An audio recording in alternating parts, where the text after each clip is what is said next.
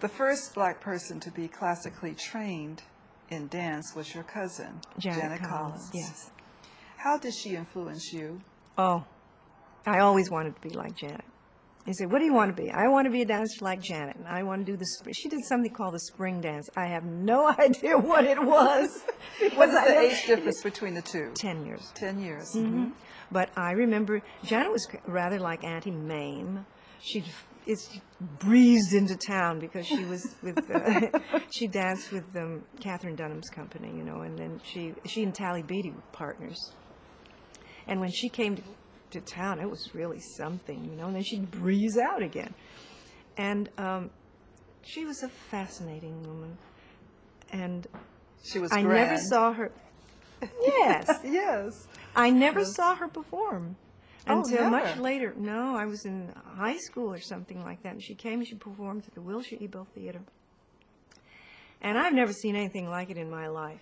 She's a tiny little thing, you know, much smaller than I am. And she is one of those people that moves so rapidly on the stage that you look over here and you look at her here, and the next thing you know, she's not there anymore. She's over there, and you don't know how she got there. She's remarkable. And she designed all her costumes, beautiful costumes. Oh. The designs are brilliant. Actually, the sketches are in the museum of the dance collection. I want to get them out. And Janet's still with us. She's in Texas with her brother. Yeah, she's not too well right now. Yes. But I call her and we chat. But when you saw her the first time on stage dancing, were you inspired then to dance? Oh, my goodness. Oh, yes. I had Or always were been you inspired before I then? inspired before then when I was like in grammar school, you know, and she was like this mythical, wonderful person. And I always and I guess I had something. Janet and I were kind of kindred spirits, I suppose, because we're both March people, by the way. And we look more like sisters than our sisters look. Really? Yes. Mm-hmm. The same shaped face and everything. It's really rather startling. Did she suggest Lester Horton dance company, his dance company for you? Yes, Janet was also my Aunt Adele. Now, my Aunt Adele, I had 5 aunts, and when my mother was ill, we stayed with my Aunt Adele.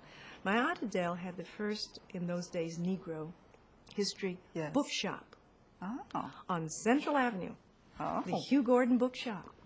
Auntie had everything about black history, Negro history in those days, and it was a very well-known bookshop. And everybody used to come to that show. Everybody. Yes. So I'm really pleased. My Aunt Adele was very political, you know. And I think they accused her of being a communist or something like that. Well, you know, if anybody were interested in things like that, immediately were, you know, say, oh, communists, you know, pinkos and all that kind of stuff. Yes. But my education there was quite wonderful. I went to my high school, and Thomas Jefferson High School had some wonderful people there, came out of that school.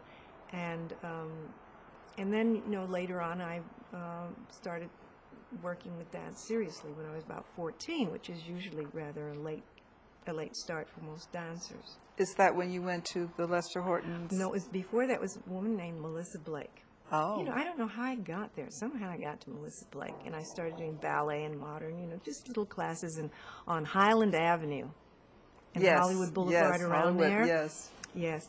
And then I got a scholarship. Someone told me about Lester. Yes, Janet Lester. And they took me to Lester's studio, and he was just moved to 7566 Melrose, and I auditioned and I got in.